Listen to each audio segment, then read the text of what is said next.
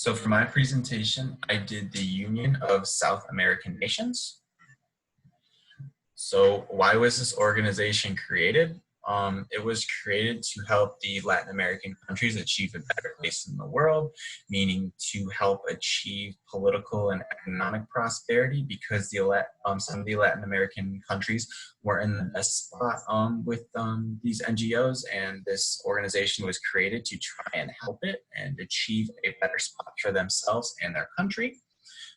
Some of the main issues included that they wanted to talk about in the formation of this was democracy, so that they could have free and fair elections, as well as have people in the country's voices represented and matter and count, which hasn't always been the case in the past with some of the forms of government in these Latin American countries, as well as environmental factors, because some of the businesses as well as the government was just dumping all their excess sewage and runoff, horrible material products into the atmosphere and the environment.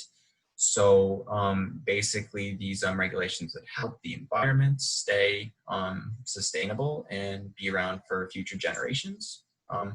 Also social inequality with women. They're treated in some of these organizations really poorly and not well at all. So the social inequality factor would make it better for women, as well as also some minorities and other religious groups.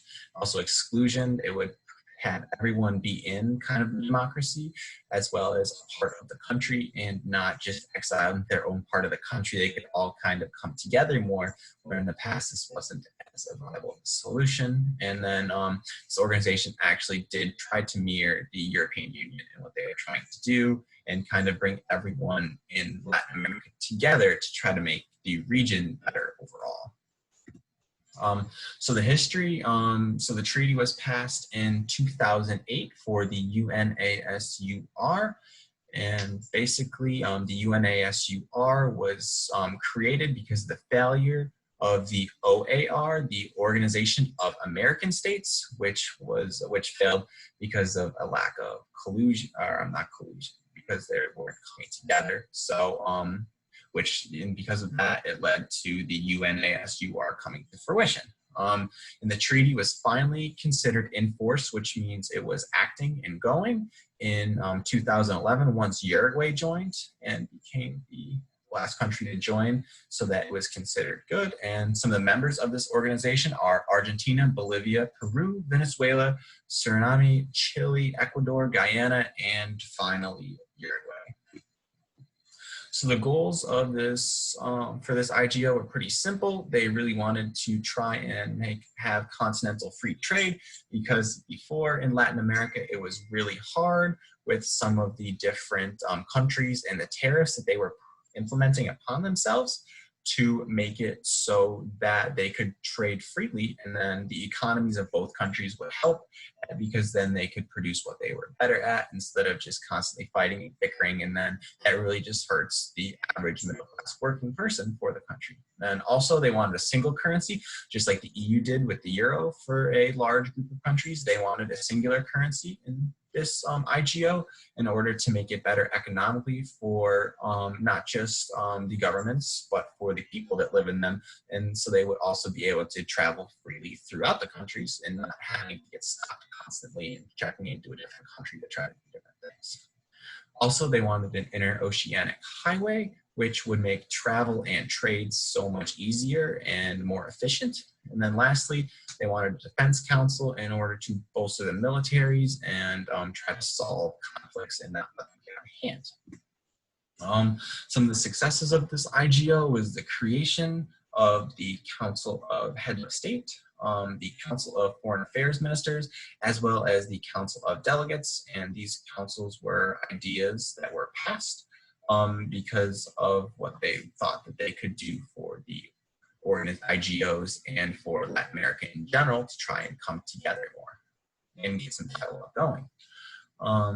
So they also created an electoral council for elections in all the member countries. So a couple people from each delegation, each member state would get to go into the country or the state before the election and kind of make sure everything was run fairly and justly, and that no outside forces were interfering in the elections. They also signed an agreement to create the Bank of South, which was revolutionary at the time, to try to create a bank for these different countries to try to come together so that in the event of an economic collapse or an economic factor, that the bank could come in and then help these Bank of South, as well as the economies of all the different member countries. And then lastly, it was really big as serving as a public forum for leaders of these member states to try to give them a voice of what is going on and what's happening. And then, however, it did have some failures. This organization has not successfully made some of these projects for this organization into reality, such as the Bank of South. So that means that basically this organization was a lot of talk, and that it didn't put a lot of the talk into reality and make it actually happen. It was just talked about, agreed upon. It was a great idea, but they never backed it up. And then another failure is Brazil's weight on the economy.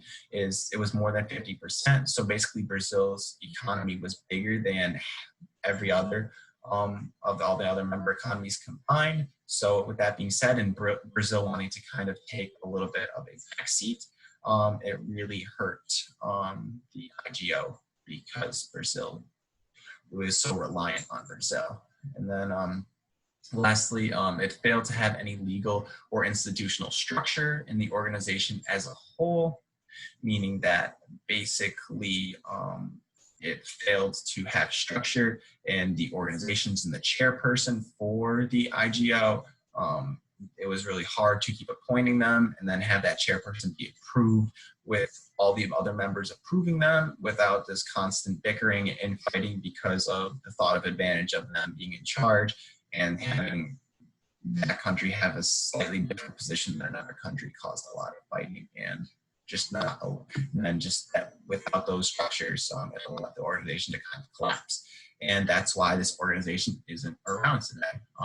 It also did not deal with the crisis in Venezuela as well, because in Venezuela, it was really bad and it was horrible what was going on. And this IGO really just couldn't deal with it. They didn't know what to do. And then what they tried to do, it didn't work. That was kind of more or less the last straw.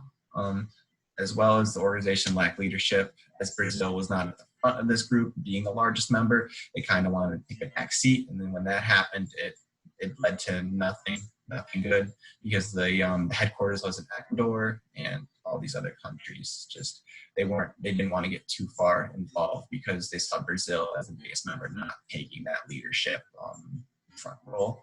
And then lastly, they needed to implement these policies created and not just pass declarations. They needed to put their money where their mouth was and actually create these and implement these policies and try, instead of just thinking about them, talking about them, and passing the more or less idea of what it was instead of actually doing it. And then lastly, the UNASUR, they did have a lot of good ideas. However, they never implemented these agreements that they talked about.